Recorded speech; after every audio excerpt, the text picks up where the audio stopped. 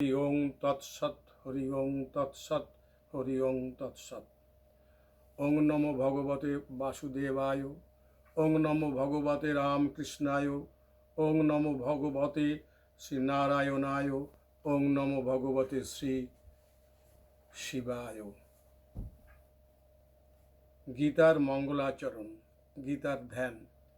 ওং পার্থায় প্রতিবোধিতং ভগবতা নারায়ণেন স্বয়ং ব্যাসেন গ্রথিতং পুরাণ মুনিনা মধ্যম মহাভারতম অদ্বৈতমৃতবর্ষিণীং ভগবতীমষ্টাদশাধ্যায়িনীম অম্বতমনুসন্ধুধামি ভগবদ্গীতে ভবদ্দেশিনীম।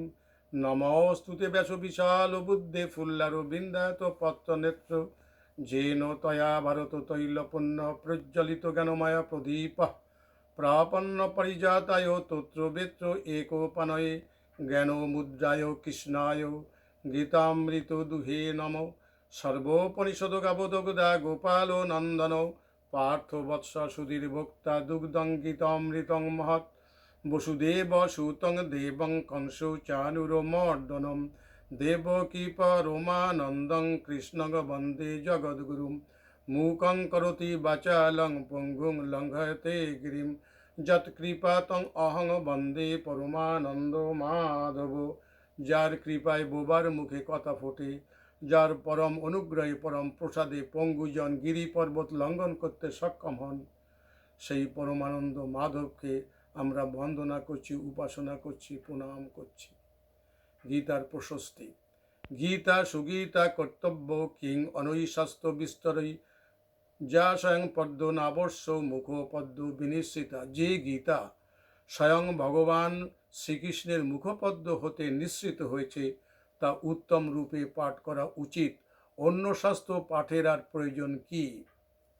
সর্বশাস্ত্রময়ী গীতা সর্বদেবময় হরি, সর্বতীর্থময়ী গঙ্গা সর্বদেবময়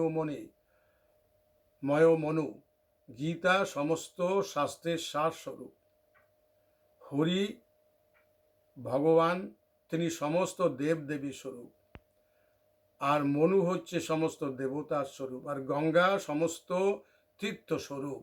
তাই গীতা গঙ্গা চ গায়ত্রী গোবিন্দ ইতি হৃদি স্থিতে চতুর্গকার সংযুক্তে পুনর্জন্ম ন বিদ্যতে।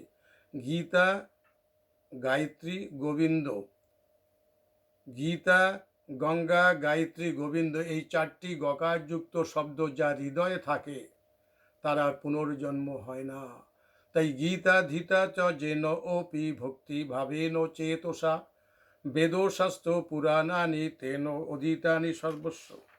তাই গীতাকে যে শ্রদ্ধা সহকারে গীতা অধ্যয়ন করবে, পাঠ করবে ভক্তিপূত চিত্তে, তিনি বেদ পুরাণ প্রভৃতি সকল শাস্ত্রের সারমর্ম অবগত হবেন।